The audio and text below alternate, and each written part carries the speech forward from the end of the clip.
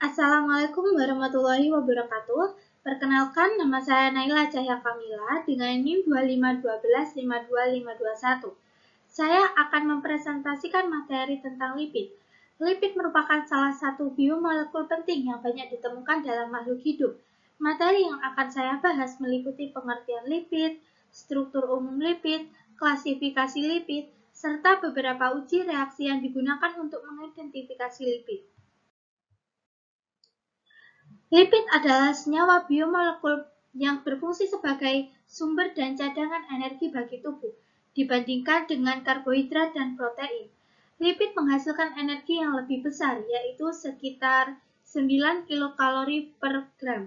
Selain sebagai sumber energi, lipid juga berperan sebagai penyusun membran sel, pelindung organ tubuh, isolator panas, serta berfungsi dalam pembentukan hormon dan proses pensinyalan sel. Secara kimia, lipid tersusun dari asam lemak dan memiliki sifat tidak larut dalam air karena bersifat hidrofobik.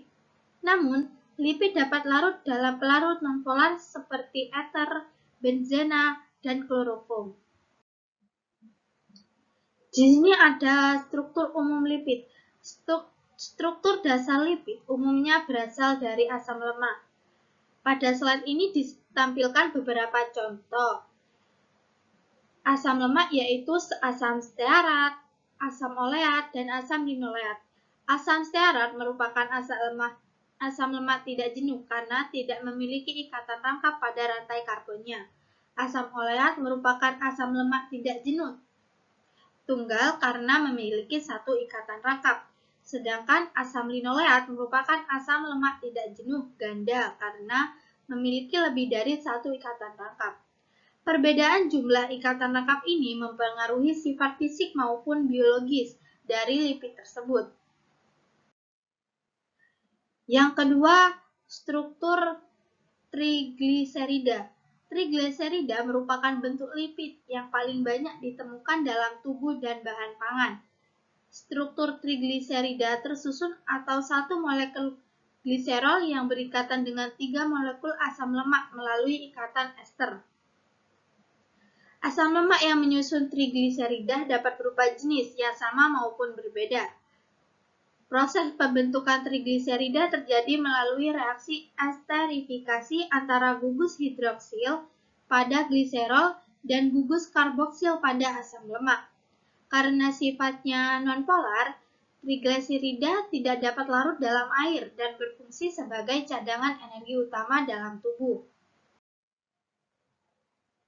Yang ketiga, fosfolipid. Fosfolipid merupakan komponen utama penyusun membran sel.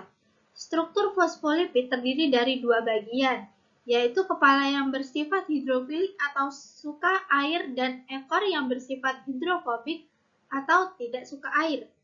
Karena memiliki dua sifat yang berbeda tersebut, fosfolipid disebut bersifat amfipatik. Dalam membran sel, fosfolipid tersusun membentuk lapisan ganda atau bilayer yang berfungsi mengatur keluar masuknya zat ke dalam sel. Keberadaan fosfolipid sangat penting untuk menjaga struktur dan fungsi sel. Di sini ada klasifikasi lipid. Klasifikasi lipid ada 3. Yang pertama, lipid sederhana. Lipid sederhana merupakan ester yang terbentuk dari asam lemak dan alkohol. Contoh lipid sederhana yang paling umum adalah lemak dan minyak. Lemak merupakan ester antara asam lemak dengan gliserol yang umumnya berbentuk padat pada suhu ruang. Sedangkan minyak memiliki struktur yang hampir sama, tetapi berbentuk cair pada suhu ruang. Contoh lainnya adalah lilin, yaitu ester antara asam lemak dengan alkohol, rantai panjang yang memiliki berat molekul besar. Yang kedua, lipid kompleks. Lipid kompleks merupakan lipid yang selain mengandung asam lemak, juga memiliki gugus tambahan lainnya. Salah satunya contohnya adalah fosfolipid, yang mengandung gugus fosfat dan berfungsi sebagai penyusun membran sel. Contoh berikutnya adalah glikolipid yang tersusun atas asam lemak, sfingosin, dan karbohidrat. Selain itu, terdapat pula lipoprotein yang berfungsi mengangkut lipid dalam darah, serta sulfolipid dan aminolipid yang memiliki gugus tambahan tertentu. Lipid kompleks memiliki fungsi biologis yang lebih beragam dibandingkan lipid sederhana.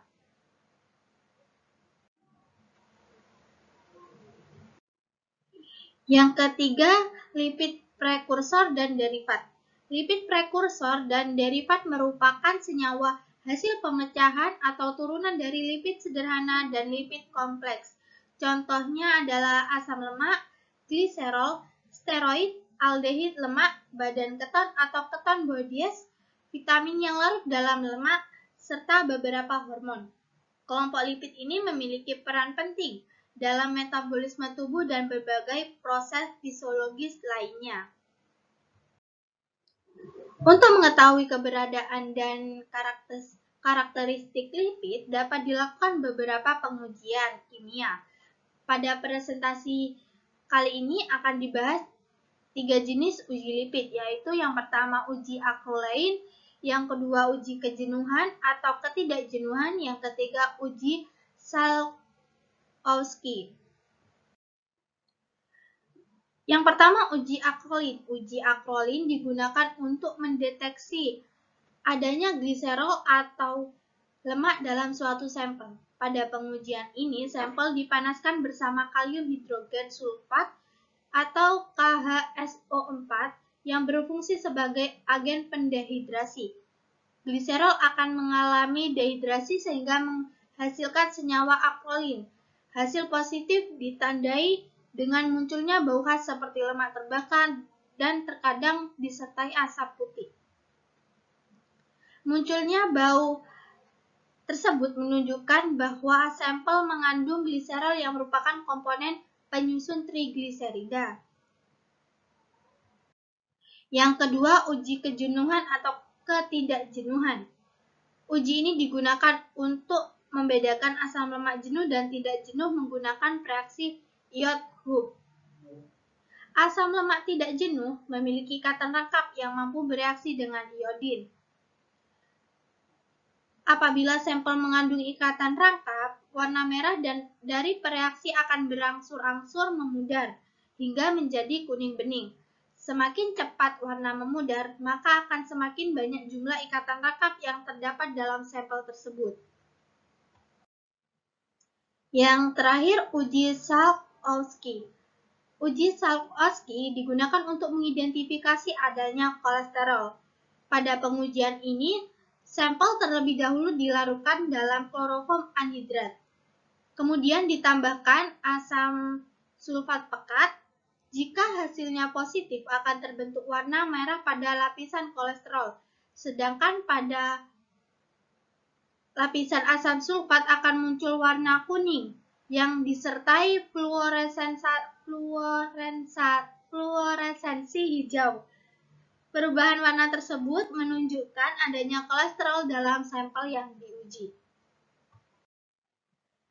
Di sini daftar pustaka yang digunakan dalam penyusunan materi ini.